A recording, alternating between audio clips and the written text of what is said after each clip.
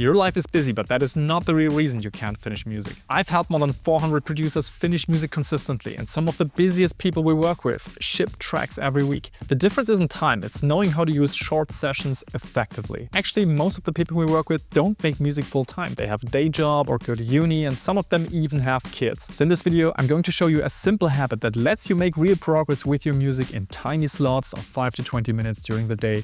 And here's how it works. The big mistake a lot of busy people make is that they wait for this perfect slot, this 5-hour window during the weekend where they can sit down and produce music. Now this creates a lot of pressure for you to perform during that sacred slot, and if you don't perform, you just have to wait for another week for this to happen, maybe even longer. Now don't get me wrong, these extended long sessions are really important as well, but what if you could also benefit from smaller bursts of work, like 5 minutes here, 15 minutes there? What if that actually propelled your track forward every single time you sit down and open Ableton? So here's the track I've been working on recently, and it is kind of in the ballpark of being ready, but there's still some stuff missing and it just doesn't flow well enough. And so instead of making excuses, I make use of small amounts of time, for example, 5 minutes between two calls. The method I use for this is what I call the marker method, and you can already see it here. When I have a little bit of a window of time, I listen to the whole track and I just put in markers, or locators, what they're called in Ableton. And these small markers, they help me remember what I actually wanted to change in a specific part. Now the benefit of this is every time you open this between two other things, your mind is in a fresh state. So you haven't been working on this track all the time. You can actually use this objectivity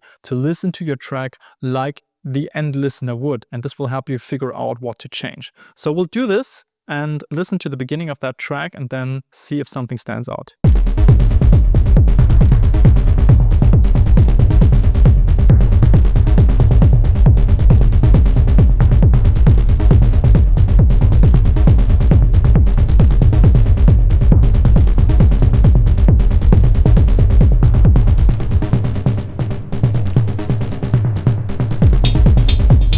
So normally I would listen to the whole track and make comments while I'm listening, but here I will do this just for one section to give you an example of what I would do, and then also how I would treat this next time I revisit this. So in this instance, I feel this doesn't really flow well from one part into the next one. And one of the reasons, I think, is because this is just ending so abruptly and then nothing's happening in here.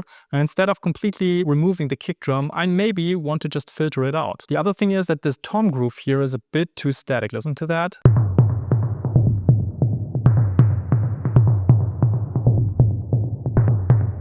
And I would actually love to have this filtered in a little bit so that it starts even lower with this like mysterious feel and then it opens up. You're probably asking yourself, why doesn't he just fix it right away? The reason for that is I want to keep my objectivity, go through the whole track, punch in those comments, and then on a different day or later during that day when I have 20 minutes or 10 minutes or 15 minutes, I can go in there and tackle at least one of those comments and really fix it. So let's do that now. I'm pretending I'm re-entering the session now and fixing some things. But before we get there, if you struggle with finishing tracks consistently, I have a free gift for you. It's called the Finisher Framework, my 3 simple steps that you can use to finish great sounding tracks consistently. This is the exact system that people are using to finish a track a month, or some of them even a track a week. So you can get this by going to pickyourself.com/framework. The link is also in the description. So I'm opening the session again on a different day with fresh ears. I don't need to remind myself of the whole track. I just go in there and I know exactly what to do. So let's say I filter out the kick instead of removing. All I have to do is kind of extend this here, and then I personally like to use this here. Auto filter set to DJ mode and then using the wet dry to filter it out. It's a cool little trick. Let's do that, and maybe we'll try out just filtering out the last bar and not more.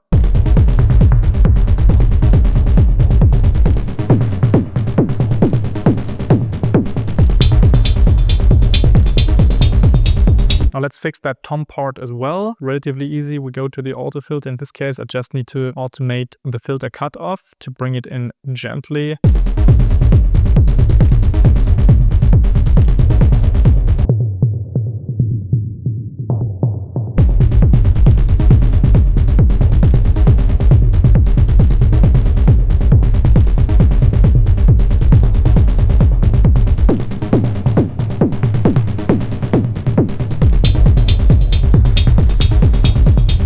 This alone might not seem impressive, but think about the compound effect of this. Imagine having 20 of those micro sessions per week. What would that do to your progress with music? So now you know exactly how to make progress even if your life is crazy busy, but you still need the skills to get those transitions right and take your sound to a professional level. So watch that video next in which I show you step by step how to do that.